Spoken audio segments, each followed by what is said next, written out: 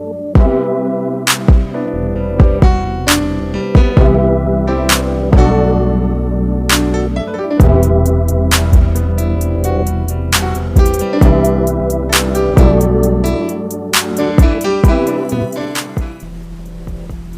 fine day here in the QC, and I'm so glad to see it. It's another great Friday that the Most High has allowed us to see. But I hope everyone is well today and are enjoying this beautiful day the Most High has given us. I think it's even a brighter day than the day before yesterday.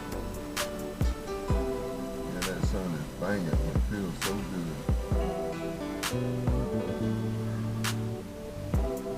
And it's even briskier, if that's a word. It's even brisk as it was yesterday. More brisk than it was yesterday. And I love this time of the year. I love these days just like this. When the sun is out, feel the warmth on your skin, but yet it's a real brisk, cool day where the air is crisp and burns them lungs when you exercise. But I did have a great thought, and I hope I see it. I hope everyone else is able to get out and enjoy this day. And I always like to say that because if you've ever been in a hospital and laid up and can't move, let alone get out and enjoy the day or even get out to see what the day looks like or even get some sun on your skin, then you would understand why I say this every day. Because I needed that encouragement that I'm getting now when I was up in that hospital or in rehab or here at the house. And I will get into that a little later in my thought of today. And with that, I was going to share my thought of today. It is addictions, the widow and orphan maker. Addictions, the widow and orphans maker. And the script the Most High gave me concerning this thought. Wherefore, seeing we also are compassed about with so great a cloud of witnesses, let us lay aside every weight and the sin which does so easily beset us, and let us run with patience the race that is set before us. And that was Hebrews 12:1. And the next script he gave me was James 1:27. Religion that the Most High our Abba, or God our Father, accepts as pure and faultless is this: to look after orphans and widows in their distress, and to keep oneself from being polluted. One version says spotted by the world. And that was James 1:27. I'm going to read over my notes. As I fought off the notion of rolling over and switching on my nightstand lamp before my alarm went off, I kept hearing the Most High urging me to let's get it. And that's a whole nother story, that let's get it. As I reluctantly and very slowly, I might add, obeyed, today's thought began to formulate in my heart and mind. And it struck a very personal chord. I say that this thought struck a very personal chord because I once found myself on this path which left me on my deathbed. All praises to Abba Father for saving my life and delivering me from addictions. I spoke very briefly at the end of my prior recording about a few addictions that I was enslaved to and were sending me to an early grave. For time's sake, I will give a brief testimony of what I mean by an early grave. In May of 2016, over in the morning, I suffered a major stroke. I had to undergo a series of surgeries, including a risky brain procedure to remove a blood clot. Brain procedure. They sent a probe through my left thigh, went all the way up through my body, through my heart, and into my brain. And they took and shot the blood clot to break it up, and then they sucked out the blood clot. Open heart surgery to repair a damaged heart valve, which I believe that's when my heart valve was damaged when they sent that probe through it. But that's neither here nor there. I'm still here. 3 surgeries on my left leg to remove blood clots, and finally 3 toes amputated. And in between that, it was a whole lot of different obstructions to my health, I guess you would say, where I had kidney failure from blood pressure dope. I was having so many operations at one time that when they would put me out, they would bring me back, and my blood pressure would be so low that they would have to give me medication to bring my blood pressure up. And that medication was damaging my kidneys. And I had a lung collapse on one of the surgeries. And it was a whole lot going on, but the Most High got us through it.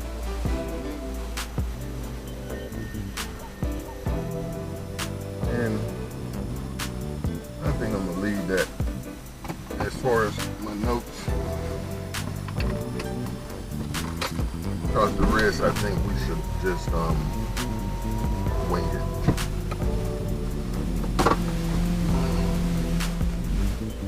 What I was speaking on yesterday was addictions to cigarettes and marijuana that I was speaking about. And alcohol was another heavy hitter as far as addictions in my life also, and my family's history. But marijuana, I must say, was the clincher. And see, I don't really think, as I alluded to yesterday, that the marijuana today is the marijuana of yesterday's past. Just like I said, they've added chemicals to these drugs to addict folks. But I say that these addictions are the widow makers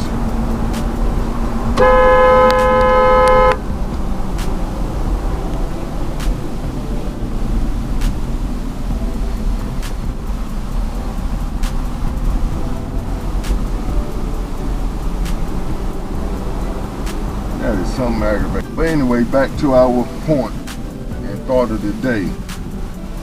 See, that's how distractions come, and they will get you off of what you're supposed to be on if you're not careful. And see, that's why I write notes down, so it'll be in my mind. But yeah, I was talking about my testimony as far as addictions are concerned, and how addictions are the widow maker and the orphan maker. And in that text we read, it says pure religion is being there for orphans and widows in their distress, and keeping oneself from being defiled or spotted by the world. And that defilement is being addicted in my mind. It's addictions. And it goes back to that other text we read about the weights. See, that's all addictions are. They're weights. They're things that hold you back from doing what the Most High made you to do, or accomplishing anything in life. That's how bad addictions are. And as I said, they'll kill you and run you to an early grave. And see, a lot of people don't like this talk because they don't want to have their their itching ears hurting. I pick a lot on that script about the itching ear doctrine because it's so true. Just like I always say, well, I say a lot, we want what we want, when we want, and how we want it. But like I alluded to yesterday in yesterday's or the prior recording, that we have to reap what we sow. That we don't have to be judged by other people. We don't even have to be judged by the Most High, because our actions are going to judge us. Our actions are going to be the gavel that comes down and say guilty. And see, with that in mind, we have to start straightening up our walk and straightening up our talk and straightening up our lifestyle, which that's what our walk and talk is. It's a lifestyle. And see, these drugs and alcohol, they're a killer. And see, this world system makes money off of addictions. That's another reason it's not talked about. Preachers will not dare stand up and come down hard about alcohol. Yet when all of their members are alcoholics, kind of sense to that make. Nor would they come down too hard on drugs. Yeah, they'll talk about the drug dealer out in the corner selling dope, but they don't want to talk about the pharmaceutical industries that's selling dope that got over half, if not all, of his congregation with a pill bottle in their purse during service. And this is true all over the spectrum of the world of religion. But the Most High says in His Word, true religion is looking after the orphans and the widows in their distress.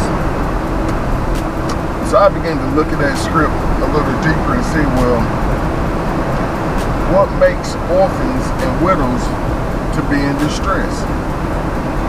No man in the home, or no woman in the home. And why is that? If you really think about it, it's because of an addiction. And see, I can harp very loudly on this addiction piece, because I've been addicted. And see, it wasn't until I came to the truth of who I really was that I was totally delivered from all the addictions that I had. And it's no 12 steps. See, like I said, the world makes money off of addictions. That 12 step mess don't work. No, it didn't work for me. I don't know what other people are doing, but it didn't work for me. I would, and what it is, we're social beings. So if we're around other people and we're motivated by other people's strength, yes, we'll be able to accomplish things. But at the same time, that's not true deliverance. True deliverance is never ever doing what you said, never ever doing what you was doing again. That's deliverance, and that's where I find myself now. And see, a lot of that also comes from the hell and high water you go through. So I can't get up off that hell and high water, because that's the biggest teacher or the greatest teacher to me. I can't speak on other people, but hell and high water, which is pain, is the best teacher for me. And I'm sure it is for a whole lot of other people that have gone through stuff and say, I'm never going through that again. That's it. I'm tired of that whooping. Just like I was speaking on my mother, how she used to whoop us and talk to us. Her whooping wasn't so bad, but it was the tongue lashing that you had to take along with the whipping. And see, that tongue lashing would make the whipping go on longer and longer, because as she would talk, she would think of more stuff to get you for. But I just wanted to put out this idea today, or this thought, as the Most High laid it on my heart, about addictions and how it's killing us people. It's making widows and orphans. And the word says it basically in that same text, that true religion is looking out for the orphans and the widows, but it also is not defiling yourself with the world, or not being spotted by the world system. And this world system is basically set up to entice you, to trap you. It's just like a mouse trap. It's set up with cheese for a mouse. That's a horrible, horrible thing. To set a mouse trap with cheese on something that is supposed to edify the body, is set up to kill them. And see, that's how this world system is. What's out there that's meant to edify us and meant to do us good, it's being switched around to kill us.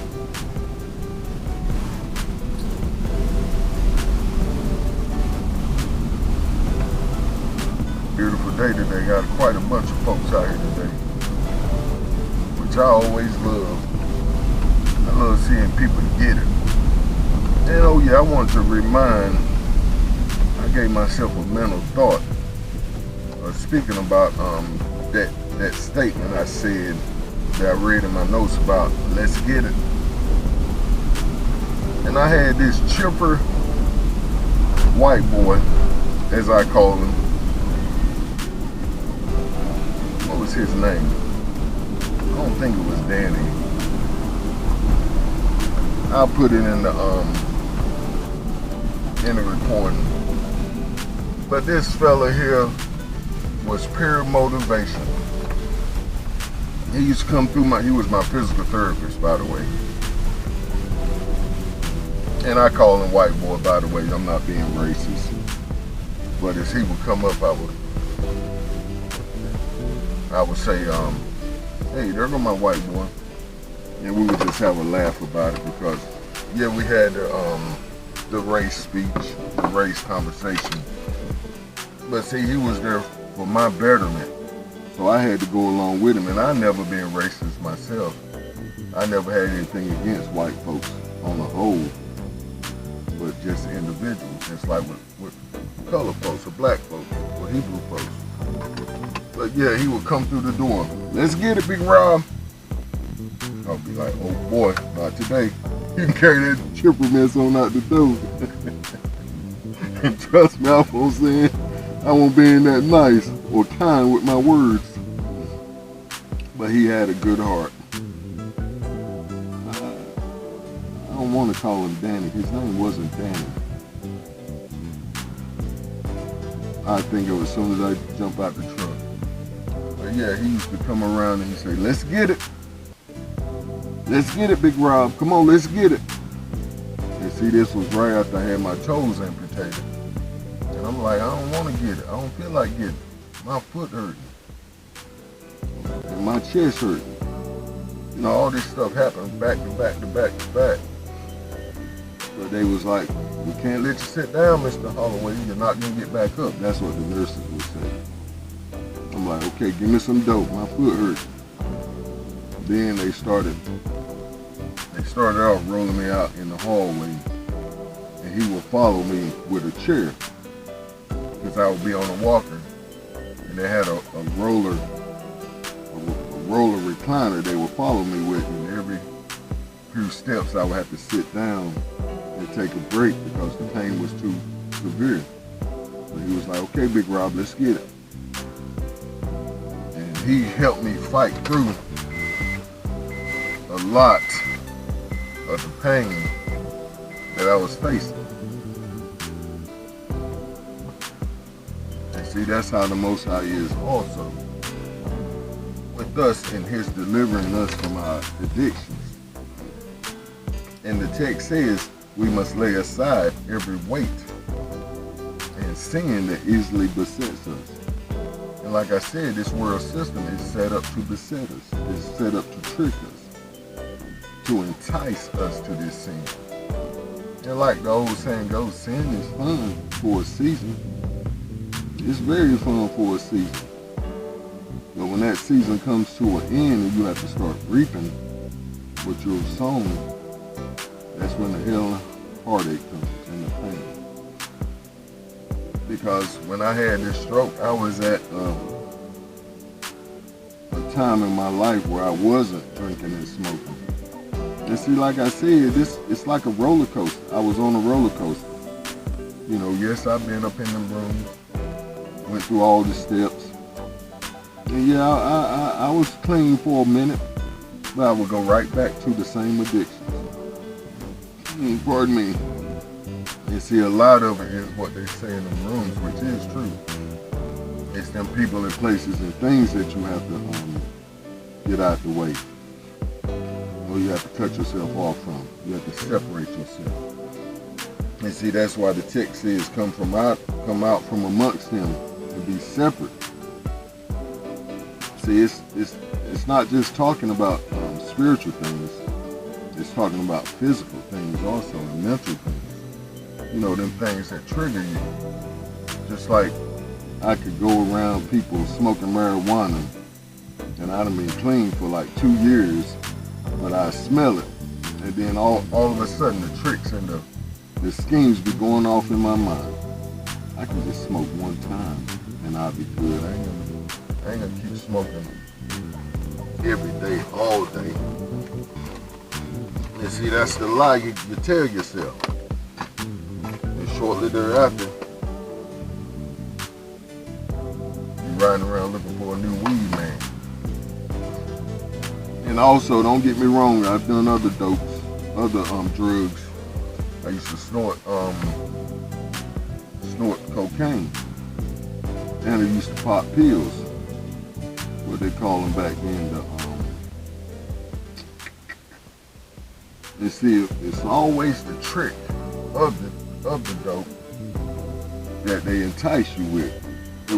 What did they call it? It was the dope you took, and it made you feel sexually enhanced. But basically, when you say you're popping pills, everybody know what you're talking about. But yeah, I didn't stay out there on that too long. That was kind of like a bad high for me. But because I was around the people, places, and things where this was going on, it was something that I did. But see, when the Most High delivers you, you're delivered. See, what he does, he takes you out from among them mentally and spiritually. See, that's the most important thing. You have to have a spiritual separation. And just like the text is, once you clear out your home, you have to replace it with something else, because the devil is coming back with 7 of his imps or demons to try to take over that home, or try to take over that place that he had. But you have to put new people, places, and things in the place of that old lifestyle and addiction. But I'm very passionate about addictions and the cost that it would and the price it would cost you.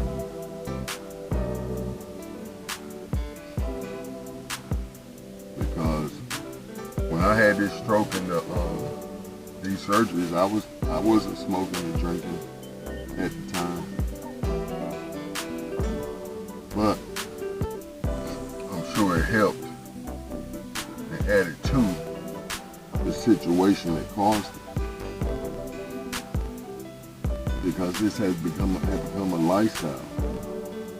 I drank and smoked all my life. Just from the time I was 15. We were smoking weed, drinking beer, skipping school. You see, this life, or this lifestyle, it adds up over time on the body and on the mind. You see, a lot of it is the stain of sin that's left behind. Just like when you smoke weed, there's a residue left over which stains things. Just like if you get it on your hand, it's a black tar looking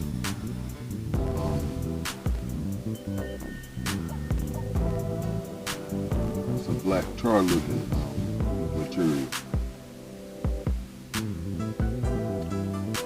Well, let me busy. Today is Friday, my last day of working out, and I'm excited for it. I'm so excited that the Most High gave us such a great day to enjoy and work out. But I do want to say, if you are addicted to things this day, that make up in your heart that you're done. See, this is the only way you're going to be able to separate yourself from the addiction. See, it's not just a point of you stopping physically. You have to stop mentally and spiritually. You have to stop going to that well mentally, spiritually, and physically. And like I said, you have to replace that old lifestyle with a brand new. But it's not going to come overnight.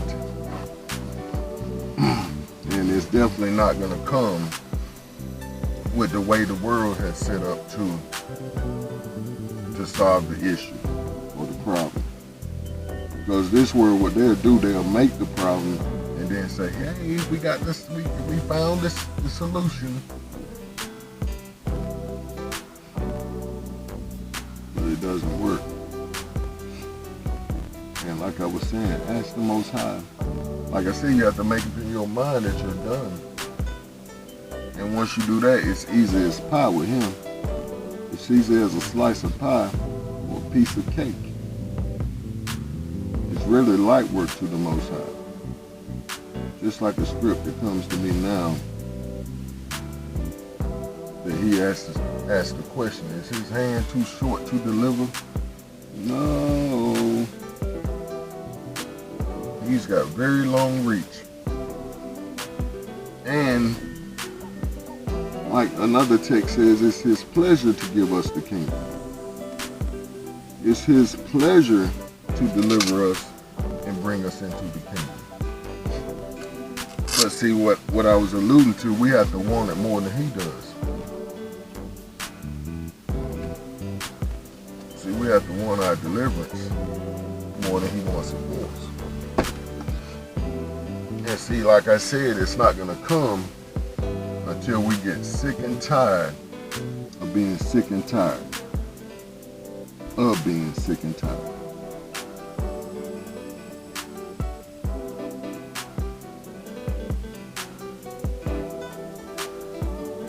But a lot of us, unfortunately, will never get it. We're going to die off in our addictions. We're going to die off in our sins. We're going to die off saying, I wish. Like R. Kelly used to say, I wish, I wish, I wish. I wish, I wish, I wish. But let me go. I'm getting too many folks hanging around my truck. I need to get busy.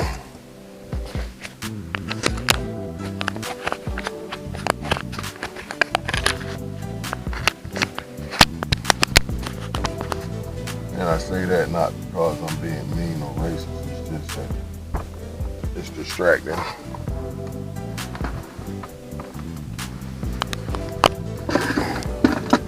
But let's get it.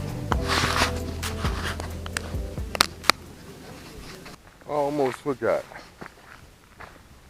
I'm going to try to record most, if not all, of my workout or my regimen.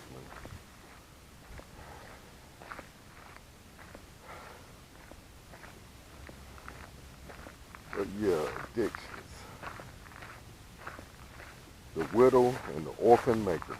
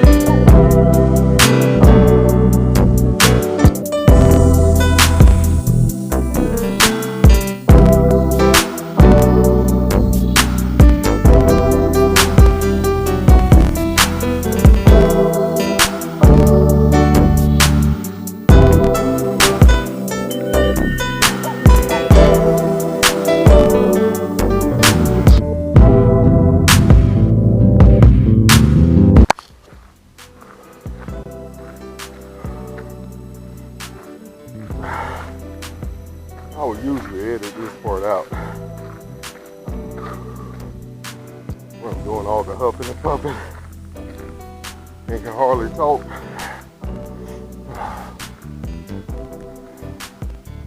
I don't want you to think that this workout is a piece of cake 5 days a week.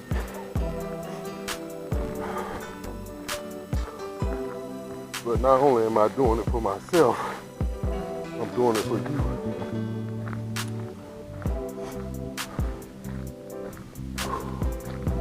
And see, just as I was saying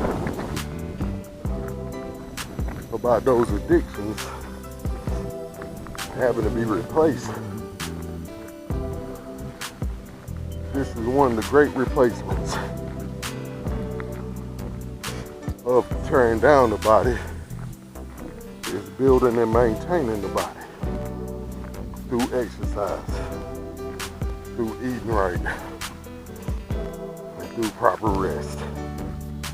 Oh boy, it's Friday, and we're gonna finish strong. Yes, sir.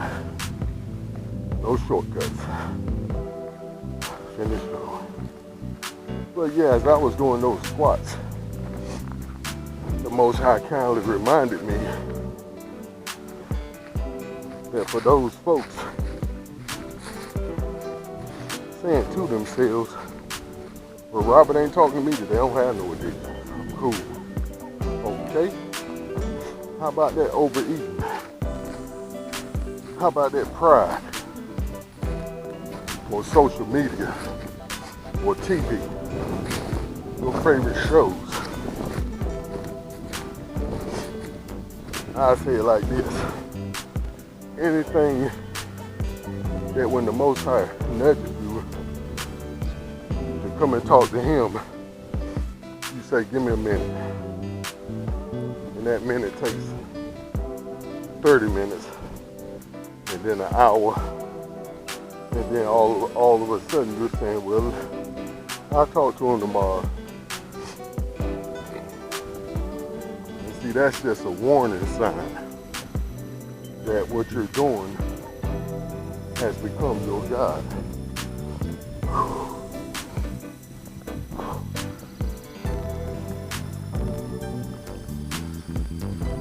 I wanna